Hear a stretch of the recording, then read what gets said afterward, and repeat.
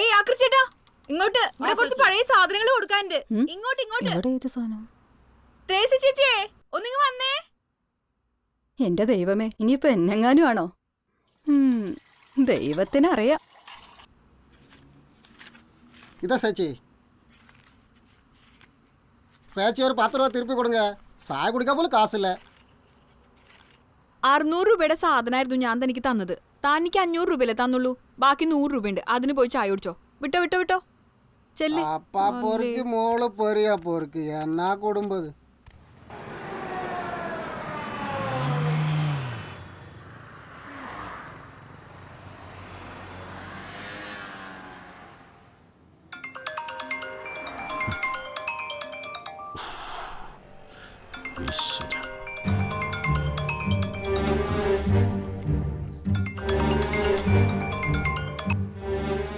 Hello, പറയടാ.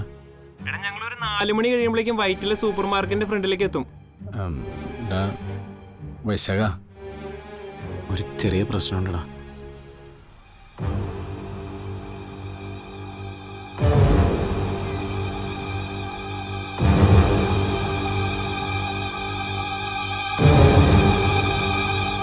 എടാ എന്റെ ദൈവമേ, നീ ഇത് ബോസ് അറിഞ്ഞുള്ള അവസ്ഥ ആലോചിച്ചിട്ടുണ്ടോ?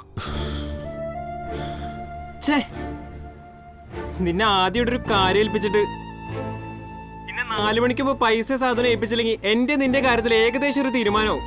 എടാ, നീ എന്തെങ്കിലും ഒന്ന് ചെയ്തിട്ട് പൈസ ഒന്ന് റെഡിയാക്ക്. സ്റ്റഫിന്റെ കാര്യം ഞാൻ ഏറ്റ്. എടാ, 4 മണിക്ക് മുമ്പ് എങ്ങനെയും ഒന്ന് അറേഞ്ച് ചെയ്താൽ പറ്റൂ. എവിടെന്നളിയാ എന്ന് പറഞ്ഞാ എങ്ങനെയാടാ? എന്ത് ചെയ്യണമെന്ന് എനിക്ക് അറിയില്ലടാ. ഞാൻ ബോസിന്റെ അടുത്ത് സത്യം തുറന്നു പറഞ്ഞാലോ? ഈ കളിയിൽ മാത്രം അതുകൊണ്ടൊരു കാര്യമില്ലടാ. ഞാൻ നിന്റെയും ക്ലാരയുടെയും കേസ് മുഴുവൻ ബോസിനോട് പറഞ്ഞിട്ടുള്ളതാ. നിങ്ങൾ പോവാനുള്ള ഫണ്ട് കണ്ടെത്തിയതാന്ന് ബോസ് കരുതുള്ളൂ. ഇനിയിപ്പോ എന്താ ചെയ്യാ? ഞാൻ നാട് വിട്ടാലോ?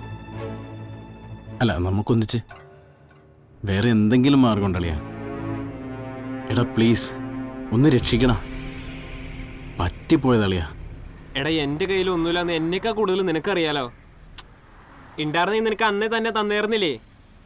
എടാ, നിന്നെ ഈ ഫീൽഡിലേക്ക് ഇറക്കാൻ എനിക്ക് ഇഷ്ടം ഉണ്ടായിരുന്നിട്ടല്ല, വേറെ മാർഗമില്ലാത്തോണ്ടാ. എടാ, നീ നോക്ക്, ഞാനും നോക്കാം പരമാവധി. ഞാൻ ബോസിൻ്റെ കൂടെ ഉള്ളതുകൊണ്ടേ കിട്ടുന്ന ഗ്യാപ്പിലാണ് ആരെങ്കിലും ഒന്ന് വിളിച്ചു ചോദിക്കാൻ. അല്ല, നീ ക്ലാരെ വിളിച്ച് പറഞ്ഞായിരുന്നോ? ഇല്ലടാ, ഞാനിതൊന്നും ഇങ്ങനെ ഒരു സംഭവത്തിന് പോകുന്ന കാര്യം പോലും അവളോട് പറഞ്ഞിട്ടില്ല ഇതുവരെ. പിന്നെ എങ്ങനെയാടാ ഞാനിത് അവളോട് പറയുന്നത്? എടാ, അതൊന്നും കുഴപ്പമില്ല. നീ അവളെ വിളിച്ച് കാര്യം പറ.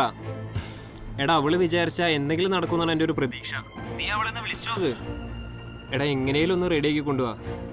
എന്നെ കൊണ്ട് എന്നെ നിന്റെ കുഴി വെട്ടിക്ക് ഇടവരത്തില്ലേ? അവനോട് ഞാൻ പറഞ്ഞെന്ന് പറ. ഞാൻ വിളിക്കാം. ദേ ബോസ് വരുന്നുണ്ട്. ആ ശരി ശരി, വിട്ടു. ഡാ, ആരായിരുന്നു ഫോണില്? എൻ്റെ ഒരു ഫ്രണ്ടായിരുന്നു ബോസ്. എന്നാ വാ, നമുക്ക് ആലോ ആരുമെന്ന് പോ.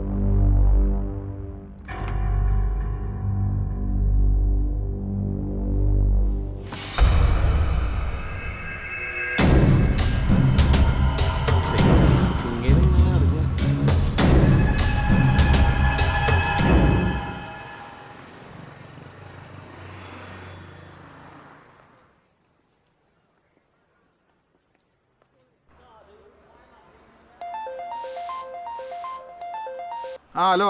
ആ മോനെ സാമ, ഞാനിവിടെ കോടതിയിലുണ്ടാ.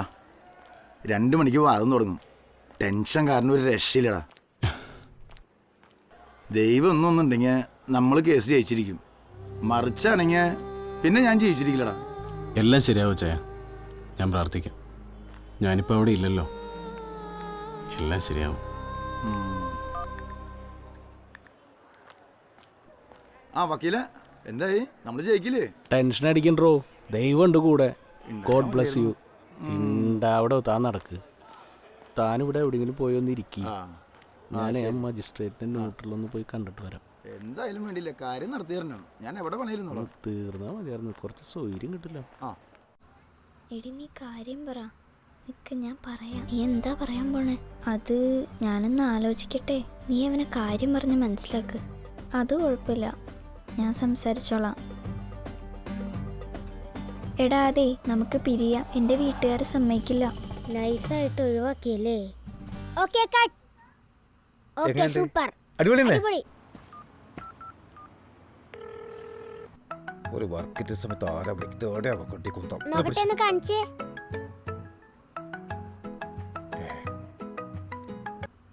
ഹലോ സുകേഷ് ഏട്ടാ, സെറ്റില് ഫോൺ ഉപയോഗിക്കരുതെന്ന് നേരത്തെ പറഞ്ഞിട്ടുള്ളല്ലേ? പ്രൊഡ്യൂസറാടാ.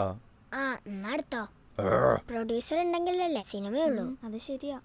അല്ല സാമേ പറയടാ, പോയി കാര്യം എന്തായി? ഡാ സുകേഷേ, ചെറുതായിട്ടൊന്ന് പണി പാളിയാളിയാ.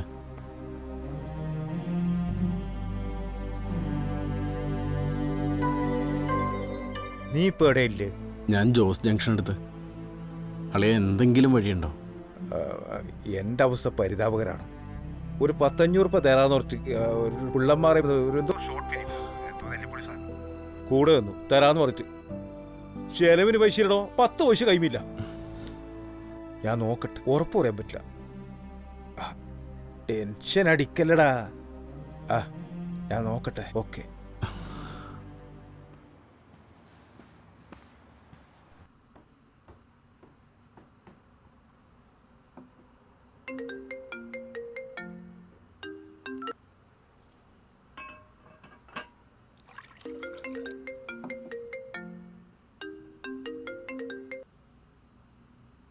ഹലോ ക്ലാരെ, നീ എന്താ? നീ ഒരു അക്ഷരം എന്നോട് മിണ്ടരുത്. നിനക്ക് പറയാൻ ഒരുപാട് ന്യായീകരണങ്ങളും കാരണങ്ങളും കാണും, എനിക്കറിയാം. ക്ലാരെ, ഞാനത് പിന്നെ ഇന്ന് നിന്റെ ബർത്ത്ഡേ ആയോണ്ട് വിഷസ് പറയാൻ വേണ്ടി വിളിച്ചതാ. എത്ര തിരക്കാണെങ്കിലും ജസ്റ്റ് ഒന്ന് ഫോൺ അറ്റൻഡ് ചെയ്തിട്ട് എന്താ തിരക്കെന്ന് നിനക്കൊന്ന് പറയാലോ. എന്റെ ക്ലാര, നിനക്കിന്റെ അവസ്ഥ അറിയാൻ മേലാത്തോണ്ടാ. പിന്നെ ഇത്രയ്ക്ക് അവസ്ഥ വരാൻ നീ എന്താ 4 കെട്ടി കുട്ടികളും കുടുംബമായിട്ട് കഴിയാണോ? ക്ലാരെ, തമാശ പറയാനുള്ള സമയമല്ലത്. ഞാൻ പറയുന്നത് നീ ഒന്ന് ശ്രദ്ധിച്ച് കേൾക്ക്. നിന്നെ പെണ്ണ് കാണാൻ വന്ന ദിവസം അന്ന് നീ എന്നെ വൈകിട്ട് കാണാൻ വേണ്ടി വന്നില്ലേ?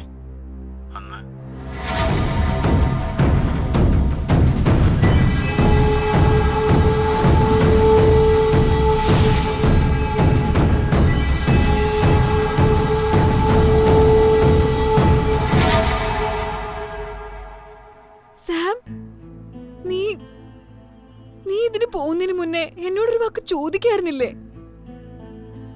നിനക്ക് ഇതിലും നല്ലത് എന്നെ മറക്കുന്നതായിരുന്നു സാം. അത് ക്ലാരെ, ഞാൻ നമുക്ക് പോവാനുള്ള പൈസ. ശരി, ഇനിയിപ്പോ എന്താ ചെയ്യാ?